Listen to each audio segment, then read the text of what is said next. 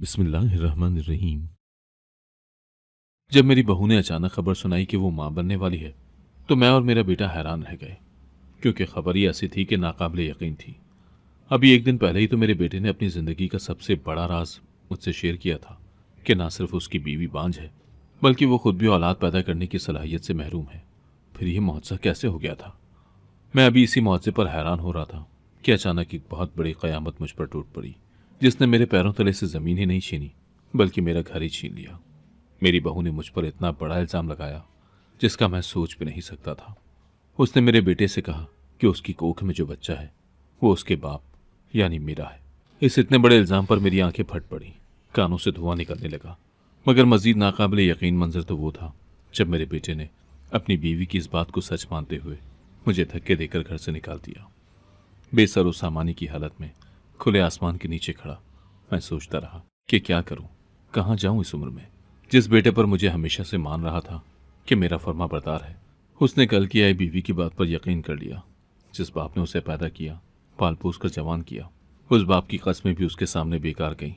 Sir पकड़े मैं road के किनारे पर बैठा था जब अचानक एक गाड़ी मेरे पास आकर रुक गई। शादी के 5 साल बाद अल्लाह ने मुझे बेटा अता किया था। इन 5 सालों में कोई ऐसा पीर फकीर, कोई दरगाह, कोई डॉक्टर नहीं था जिसके पास मैं और मेरी बीवी ना गए हों। मेरे पास अल्लाह का दिया सब कुछ था। अच्छा कारोबार चल रहा था, बीवी भी बड़ी नेक और सलीका शुआर अता की थी अल्लाह ने। बस अगर कमी थी जिंदगी में तो वो सिर्फ औलाद की थी, जिसके लिए हमने कोई दवा और किसी दुआ को नहीं छोड़ा था। फिर बिलाखिर अल्लाह ने इस नेमत से भी नवाज दिया था।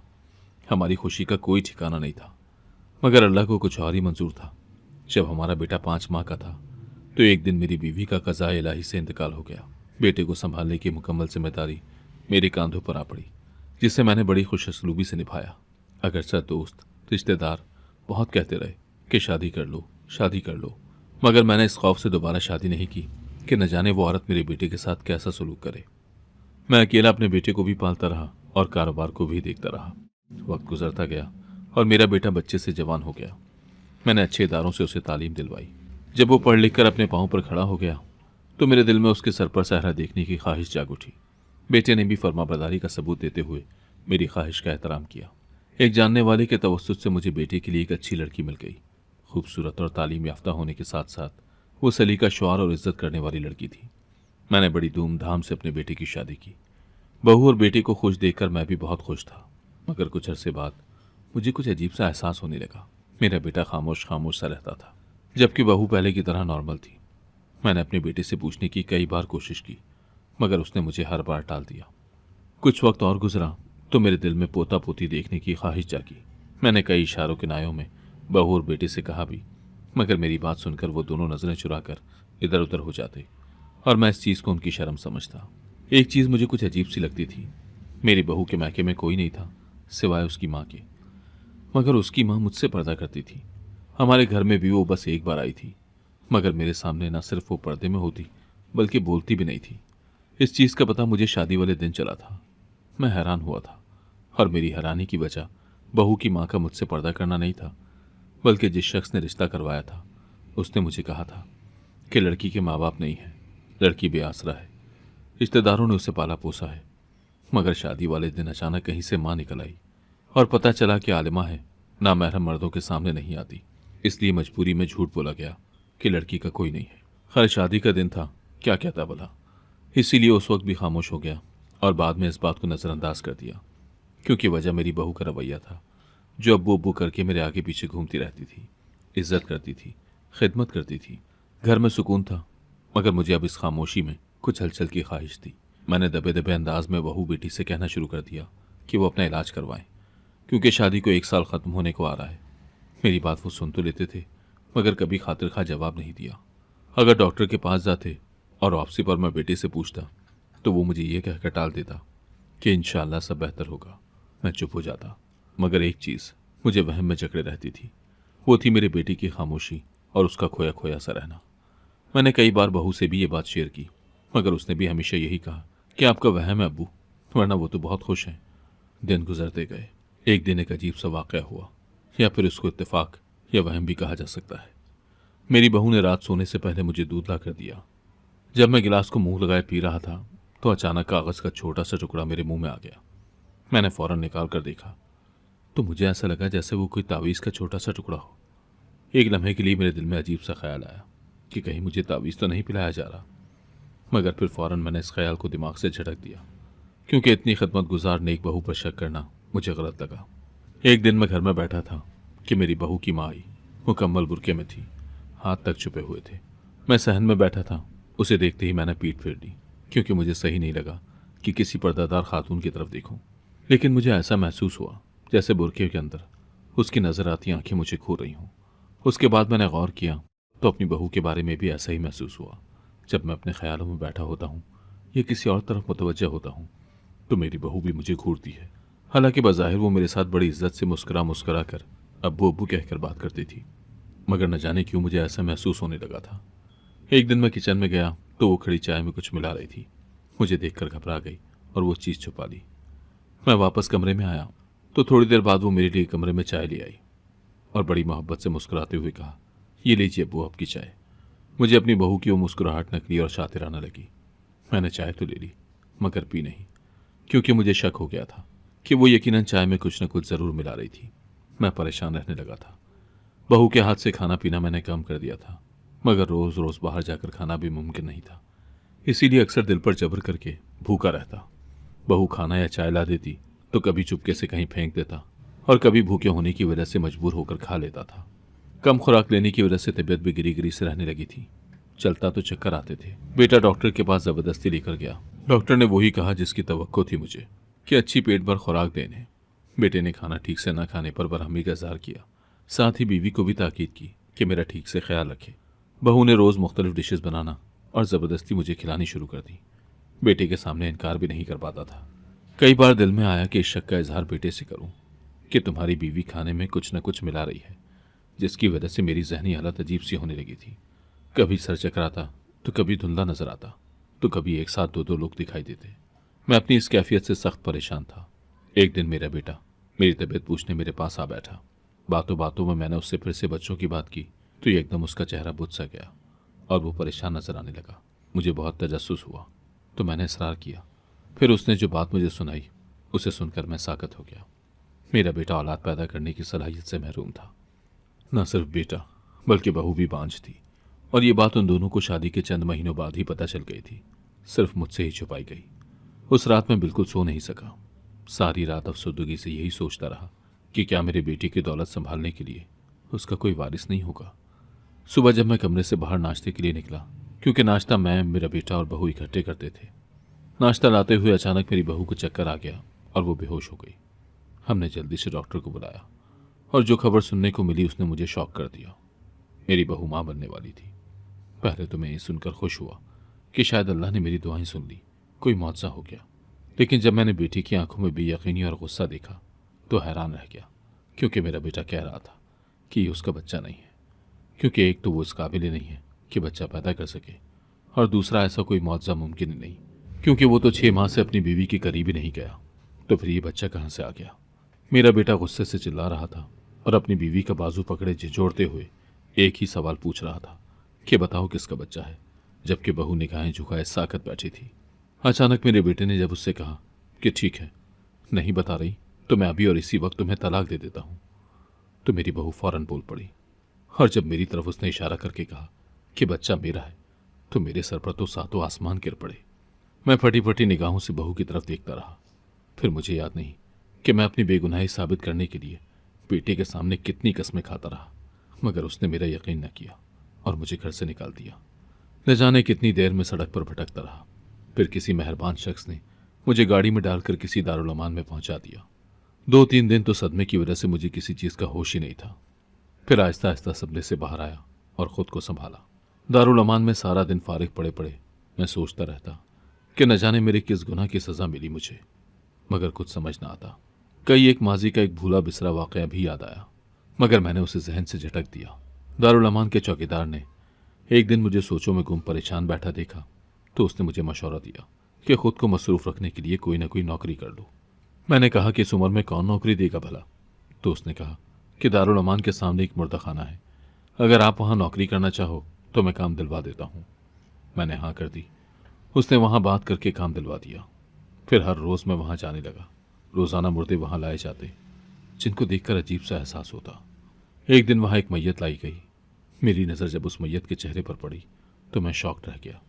मैयत औरत की थी और वो औरत मेरी बहू थी। मुझे दुख तो हुआ, मगर साथ में ये ख्याल भी आया कि शायद खुदा ने इंसाफ किया है। मुझ पर इतनी बड़ी तहमत लगाने की सज़ा मिली है। मेरे दिल में था कि शायद मेरे बेटे को हकीकत का इल्म हो गया है और वो मुझे लेने आएगा। मगर एक अजीब वाक़या दूसरे दिन हुआ, जब फिर एक औरत की मैयत आई और शक्ल हूबहू मेरी बहू की थी। मेरे लिए ये मंजर बेयकीन था। फिर ऐसा हर रोज़ होने लगा। जिस भी मैयत को देखता था वो मेरी बहू की ही होती थी। इस सब से मेरा सर चकराने लगा। मैं एक लम्हे के लिए भी सो नहीं पाता था। रफ्ता रफ्ता मेरी जहनी हालत इतनी ख़राब होने लगी थी कि मैं पागल होने लगा। रात को कमरे में बैठकर मैं अपने बाल नोचता था। एक दिन जब मेरे सब्र की इंतहा ख़त्म हो गई तो मैं घर चला आया, और जब मैंने दरवाजे से अंदर कदम रखा तो सामने देखकर पत्थर का हो गया। मेरे बेटे के साथ मेरी बहू जिंदा सलामत बैठी थी, और उनके साथ जो इंसान मौजूद था उसको देखकर मुझे अपना सर घूमता हुआ महसूस हुआ, और मुझे फिर याद नहीं कि क्या हुआ था।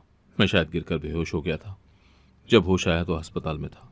मेरा माजी मेरे सामने खुल चुका था। मुझे न जाने कौन से इंजेक्शन लगाए गए कि सब कुछ याद आता गया।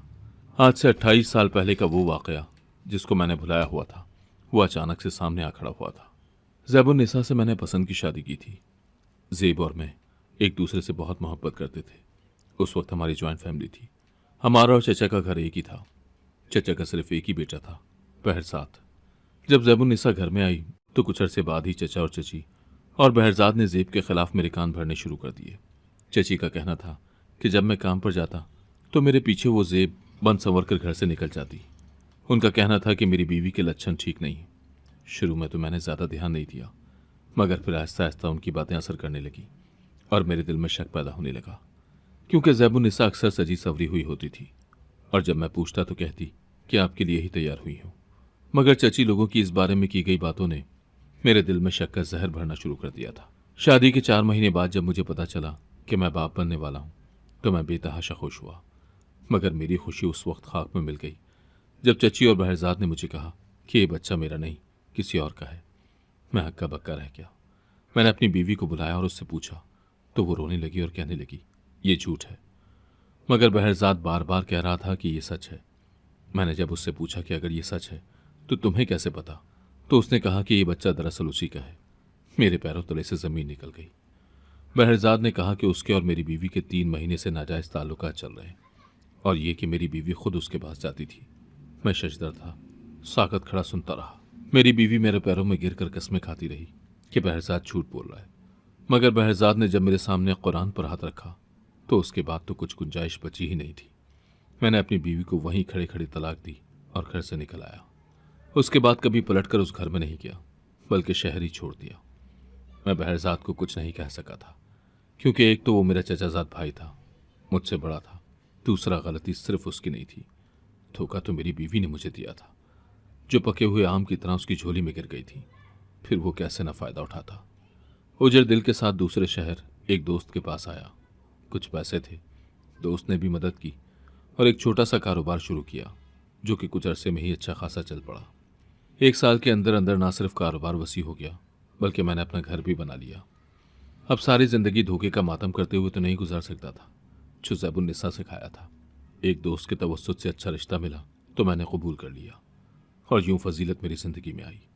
सब कुछ सही था, बस एक औलाद की कमी थी, जो कि कुछ सालों बाद मन्नतों मुरादों से अल्लाह ने बेटे की शक्ल में पूरी कर दी थी। फजीलत के चल बसने के बाद बेटी को अकेले पालने और उसकी शादी से लेकर अब तक का जो सफ़र तय हुआ था, उसका इख्तिताम हो चुका था। मैं हॉस्पिटल के बेड पर लेटा अपनी बहू के मुंह से अपने लिए नफरत आमेज जुमले सुन रहा था। मेरी वो बहू जिसने मुझे बहुत मोहब्बत, बहुत इज्जत दी थी, और फिर अचानक एक बहुत बड़ा इल्ज़ाम लगा दिया था। उसके बाद से लेकर अब तक मैं इस इल्ज़ाम की वजह सोच सोच कर पागल हो रहा था, और बिलाखिर मुझे इसकी वजह पता चल चुकी थी। मेरी बहू की वो पर्देदार माँ, जिसकी इतने सालों में मैं झलक भी नहीं देख पाया था, आज वो मेरे सामने थी। मेरी साबिका बीवी ज़ैबुन्निसा और उसकी बेटी, यानी मेरी बहू ने बाकायदा प्लानिंग से मेरे घर में कदम रखा। वो अपनी माँ का बदला लेना चाहती थी। मेरे तलाक देने के बाद ज़ैबुन्निसा ने वो बच्चा ज़ाया करवा दिया था। मेरी बहू उसके दूसरे शौहर से थी। उसने किसी तरह मेरे बेटे तक रसाई हासिल की और उससे शादी की ख्वाहिश का इजहार किया तो मेरे बेटे ने इनकार कर दिया, क्योंकि उसे शुरू से इल्म था कि वो बाप नहीं बन सकता। मगर उस लड़की ने मेरे बेटे से जिद की कि वो हर हाल में उससे शादी करना चाहती है, तो वो मान गया। फिर मेरे बेटे ने बाकायदा मनसूबाबंदी करके मेरे एक दोस्त के जरिए वो रिश्ता मेरे सामने रखा, और मैं ये समझता रहा कि रिश्ता मेरे दोस्त का ढूंढा हुआ है। मेरा बेटा फर्माबरदार है, जो उसने मेरी पसंद पर सर झुका दिया। हालांकि असल में सब प्लान उसी का था, क्योंकि उसे मालूम था कि अगर मुझे पता चल गया कि ये लव मैरिज है तो मैं नहीं मानूंगा, क्योंकि ज़ैबुन्निसा वाले मामले के बाद मैं पसंद की शादी के खिलाफ हो गया था। लेकिन ये उसे भी मालूम नहीं था कि उसकी बीवी किस नियत से इस घर में आ रही थी। मेरे साथ उसने अच्छा रवैया रखा, मेरा एतबार, मेरा दिल जीता, मगर अंदर ही अंदर वो मेरी जड़ें काटती रही, मेरे खिलाफ बेटे के कान भरती रही। मुझे वो कुछ नहीं कहता था, मगर खुद परेशान रहता था। साथ साथ उसने मुझे तावीज़, गंडे और जहनी तौर पर कमज़ोर करने वाली दवाएं भी खाने में मिलाकर देनी शुरू कर दी, जिनकी वजह से कभी मेरा सर चकराता, कभी धुंधला नजर आता, तो कभी दो दो चेहरे दिखाई देते। मुर्दा खाने में हर औरत की शक्ल उसी दवाइयों के असर की वजह से मुझे अपनी बहू की शक्ल जैसी लगती थी। माँ और बेटी मुझे मुकम्मल तौर पर जहनी पागल करके मारना चाहती थी। इसीलिए मेरी बहू ने इतना बड़ा झूठा इल्ज़ाम लगाया मुझ पर, जबकि दर हकीकत वो हामला थी ही नहीं, वो सब नाटक था। उस डॉक्टर को पैसे दिए थे उसने। उसका ख्याल था कि इतनी बड़ी बात सुनकर मेरा बेटा पागल हो जाएगा और मुझे कत्ल ना किया तो लाजमी घर से निकाल देगा, और यूं उसकी माँ का बदला पूरा हो जाएगा। आज 28 साल बाद मैंने ज़ैबुन्निसा की बात सुनी थी, और उसे सुनकर मेरा सर शर्म से झुक गया था। अगरचे तलाक देने के कुछ अरसे बाद मुझे एहसास हुआ था कि उस वक्त जब चचा, चची और बहरजाद के एक एक्सीडेंट में मौत की खबर मुझे मिली थी, और मैं सोचने पर मजबूर हो गया था कि कहीं चची और बहरजाद ने ज़ैबुन्निसा पर तहमत तो नहीं लगाई थी, जिसकी सज़ा उन्हें मौत की सूरत में मिली हो। इस सच का पता करने के लिए मैंने कम हिम्मती दिखाई। ज़ैबुन्निसा के पास जाकर हकीकत मालूम करने की कोशिश नहीं की, क्योंकि अगरचे मेरा दिल मानता था कि मेरी ज़ैबुन्निसा मुझे धोखा नहीं दे सकती थी, मगर ज़बान से इसका इकरार करना मेरी गैरत को गवारा न था। ज़ैबुन्निसा ने बताया कि बहरजाद की शुरू से ही उस पर बुरी नज़र थी। वो किसी तरह उसे मेरी ज़िंदगी से निकाल कर खुद पाना चाहता था। इसीलिए वो और उसकी माँ ज़ैबुन्निसा की किरदार कुशी करके मुझे उसके खिलाफ वरगलाते रहे, और बिलाखिर उसमें कामयाब भी हो गए। जब मैंने उनकी बातों में आकर ज़ैबुन्निसा को तलाक दे दी थी, मेरे छोड़ने के बाद भी वो ज़ैबुन्निसा को पाने में कामयाब न हो सका, उससे पहले ही चल बसा। सारी कहानी जानकर मैं शर्मिंदा था कि काश मैंने उस वक्त ज़ैबुन्निसा की बात सुन ली होती, उसके साथ इतना बड़ा जुल्म न किया होता। मगर खुदा को भी शायद यही मंजूर था। मेरा बेटा ये सब सुनने के बाद सख्त गुस्से में आ गया और कहा कि वो उस औरत को नहीं रखेगा जिसने अपनी माँ का बदला लेने के लिए उसके बाप पर इतना गंदा इल्ज़ाम लगाया, या गलत दवाएं खिलाकर पागल करती रही। माँ बेटी दोनों परेशान हो गई और मुझे कहने लगी कि उसे रोको। जो गलती मैंने की थी वो भला मैं अपने बेटे को कैसे करने दे सकता था। मेरे समझाने पर बिलाखिर वो मान गया और अपनी बीवी और सास को माफ़ कर दिया। मैंने भी ज़ैबुन्निसा से माफ़ी मांग ली। सब ने एक दूसरे को दिल से माफ़ कर दिया, और फिर पहले की तरह हमारी ज़िंदगी में सुकून आ गया। लेकिन इसमें एक कमी अभी भी है, और वो है हमारे आंगन में किसी नन्हे फूल की। अगर आपको आज की कहानी पसंद आई है तो वीडियो को जरूर लाइक कीजिएगा और अपने दोस्तों के साथ भी शेयर कीजिएगा। और हाँ, अगर आपने अभी तक हमारा चैनल सब्सक्राइब नहीं किया तो जरूर सब्सक्राइब करें। मिलते हैं कल एक नई और दिलचस्प कहानी के साथ। अल्लाह हाफिज।